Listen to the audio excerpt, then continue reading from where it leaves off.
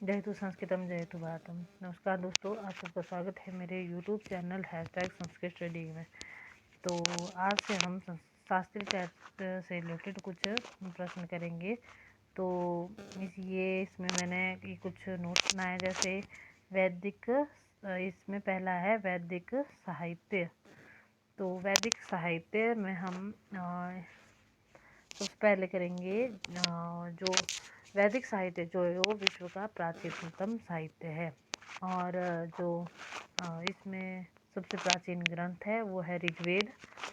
और वेद को साधारण भाषा में इष्ट की प्राप्ति और अनिष्ट के परिहार के अलौकिक उपाय को बताने वाला ग्रंथ कहा जाता है।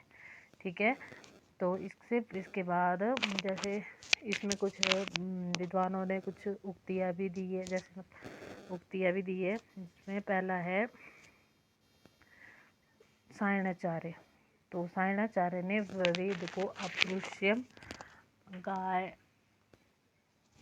में इसकी उक्ति है अपरुष्य वाक्यम वेद।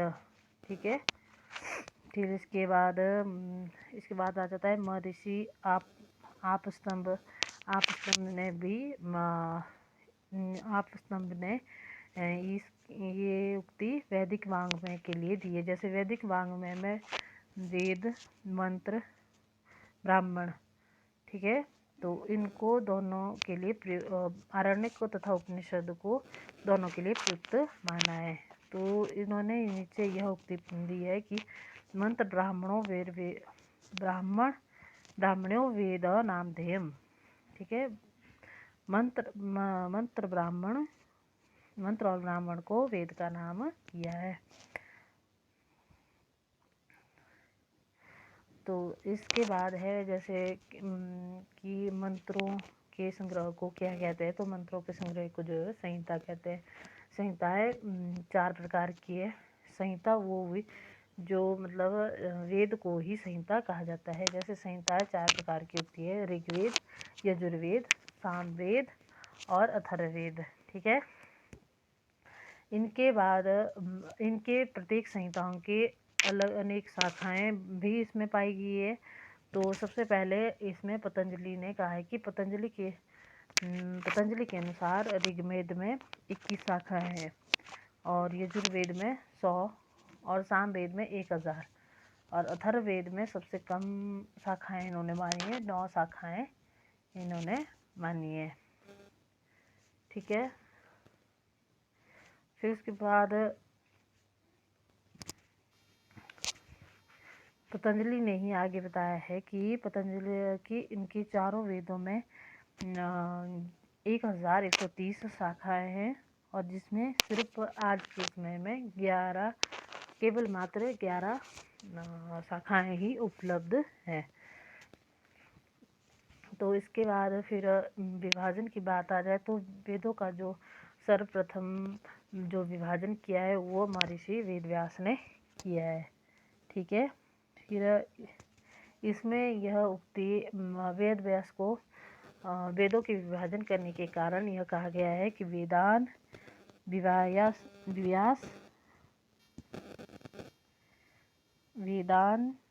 विव्यासा यस्मात् वेदव्यास इति ऋतः। ठीक है। तो यह उक्ति जो है महर्षि वेदव्यास के लिए बोली गई है। ठीक है। तो फिर इसके बाद जो महर्षि वेदव्यास जी थे, उन्होंने अपने शिष्यों को भी एक एक करके वेदों का ज्ञान उनको करवाया था, मतलब उनको अध्ययन करवाया था। तो उसमें सबसे पहले है उनके 4 शिष्य थे। जैसे पहला पैल, वैशंपायन, जैमिनी, सुमंतु। तो जो पैल को जो है वो ऋग्वेद का ज्ञान अध्ययन उन्होंने करवाया था, वैशंपायन को यजुर्वेद का, जैमिनी को सामवेद का, और सुमंतु को अथर्ववेद का। कई बार परीक्षाओं में भी ये प्रश्न पूछा जा सकता है कि जो महर्षि वेदव्यास जी के जो सर्वप्रथम शिष्य थे, जिन्हें उन्होंने ऋग्वेद का ज्ञान करवाया था, वह कौन थे।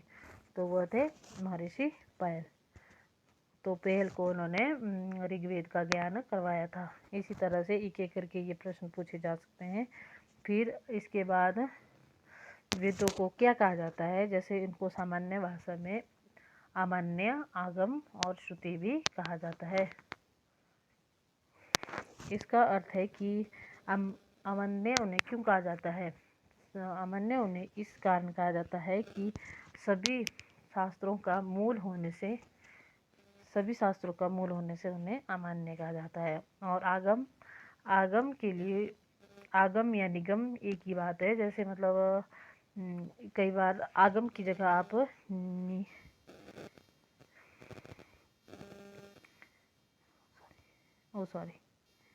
निगम और आगम दोनों एक ही चीज़ है, ठीक है। तो ये हुआ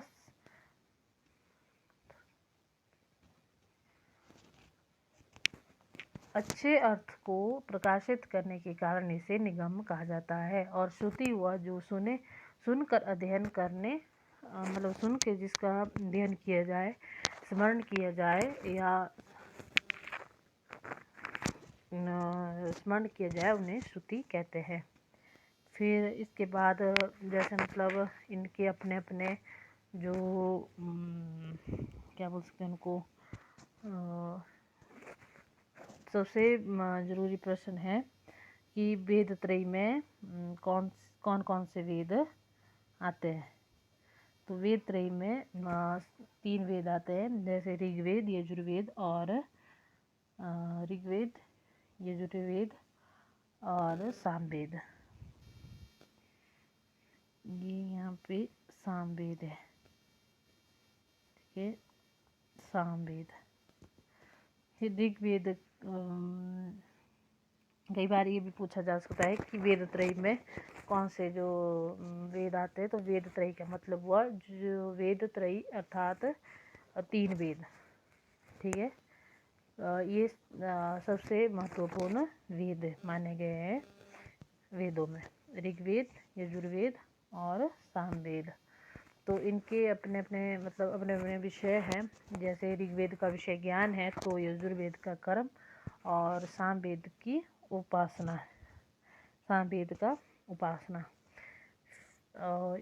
इसके बाद वेदों के अपने अपने उपवेद भी होते हैं। तो वेदों के जो उपवेद है वह क्रमशः इस प्रकार से है। ऋग्वेद का जो उपवेद है वो है आयुर्वेद। इनके अपने ऋषि भी है। तो ऋग्वेद ऋग्वेद का आयुर्वेद और इनके ऋषि धन्वंतरी है। और यजुर्वेद के धनुर्वेद और इनके ऋषि जो है वो विश्वामित्र है। और सामवेद के जो है वो सामवेद का उपवेद गांधर्ववेद है। और इनके जो ऋषि माने गए वो नारद मुनि माने गए हैं। फिर इसके बाद अथर्ववेद है।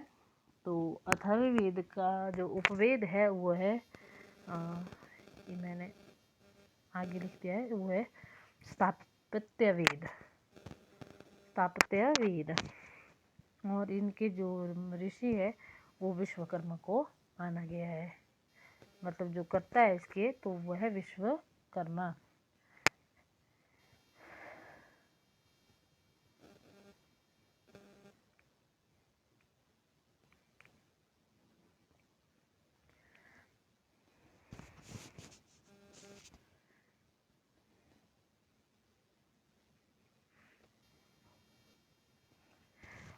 इसके बाद जो हम कह सकते हैं कि वैदिक भाग में को जो है वो 4 विभागों में बांटा गया है। तो वो 4 भाग है मंत्र, ब्राह्मण, आरण्यक, उपनिषद, ठीक है।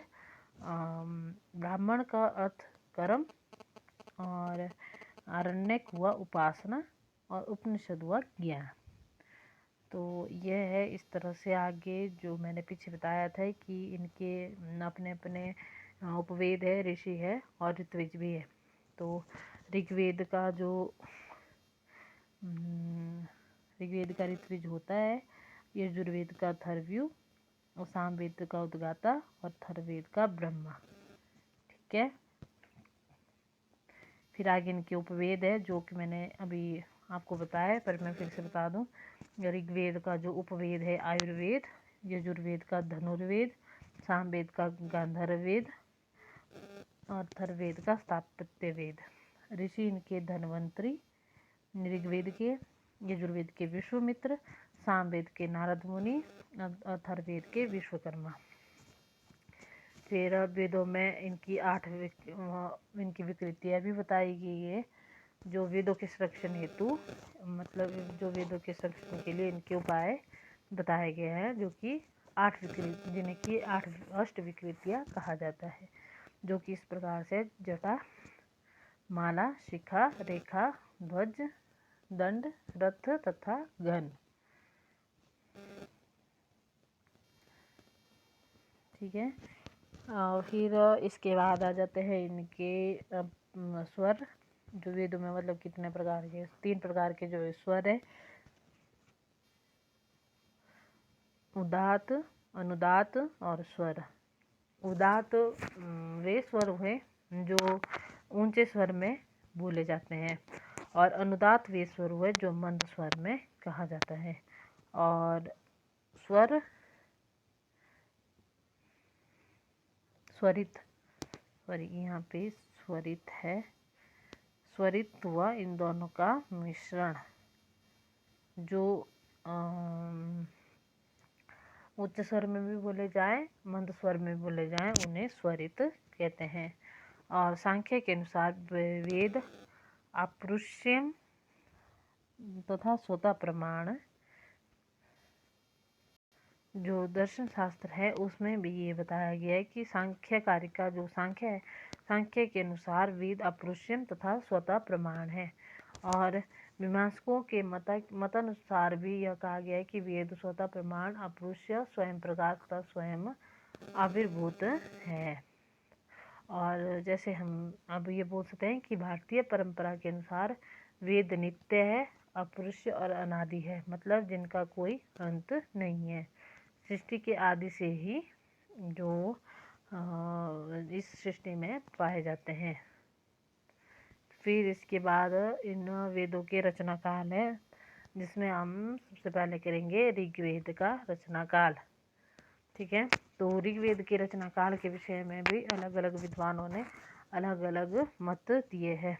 जैसे कि जो मैक्स मुलर है, मैक्स मुलर ने अपने ग्रंथ a history of ancient literature में वेद का रचना काल जो है 1200 ईस्वी पूर्व माना है। तो ये दोस्तों बहुत महत्वपूर्ण क्वेश्चन है इस मैक्स मुलर के विषय में, या कहीं पे भी पूछा जा सकता है, शास्त्री टैट में भी या नेट में भी, सेट में भी, किसी भी ये में इन रचना कालों के विषय में इन विद्वानों के बारे में पूछा जा सकता है कि ऋग्वेद का जो रचना काल है, जैसे ये पूछ लिया जाता है कि मैक्स मुलर ने अपने ग्रंथ a history of Asian Sanskrit literature में वेद का रचना काल कितना माना है। ठीक है।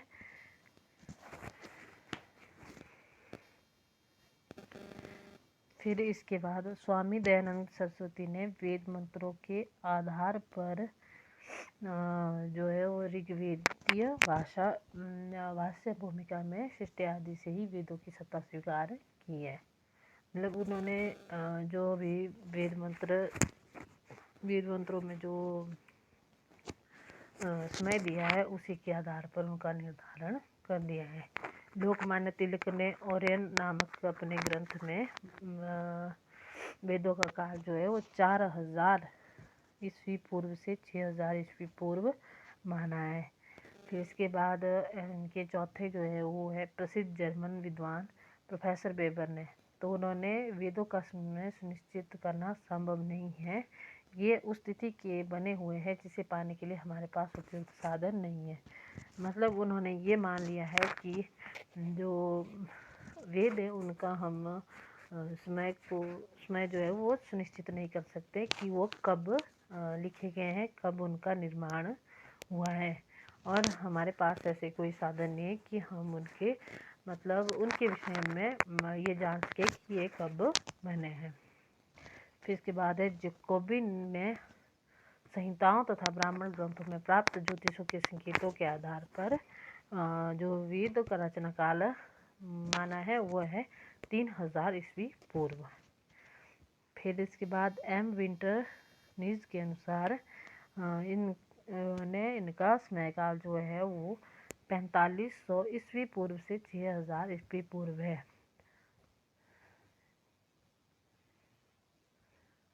इन्होंने भी यह माना है कि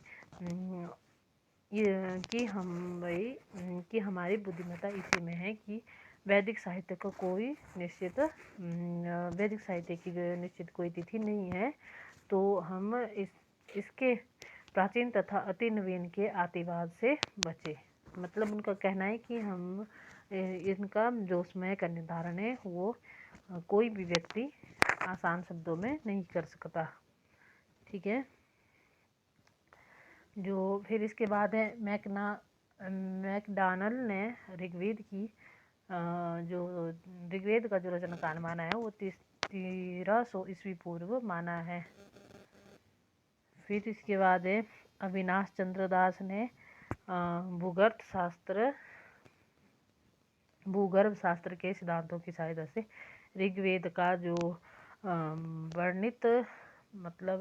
वर्णित जिस भूगर्भ विषय में जो वर्णित विषय है उनके आधार पर वेद का रचना काल जो 1,00,000 ईस्वी पूर्व निश्चित किया है। मतलब उन्होंने 1,00,000 ईस्वी पूर्व माना है।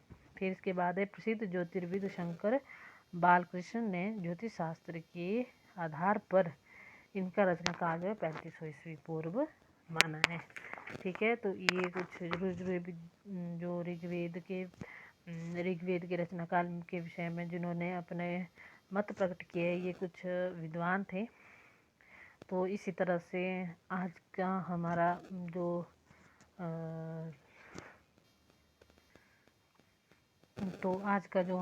ये टॉपिक था हम यहीं पे इसको विराम चिन्ह लगाते हैं। तो कल हम इससे आगे को इनके विषय में पढ़ेंगे। तो अगर वीडियो अच्छी लगे तो लाइक कर दें, सब्सक्राइब भी कर दें और शेयर भी कर दें। Thank you.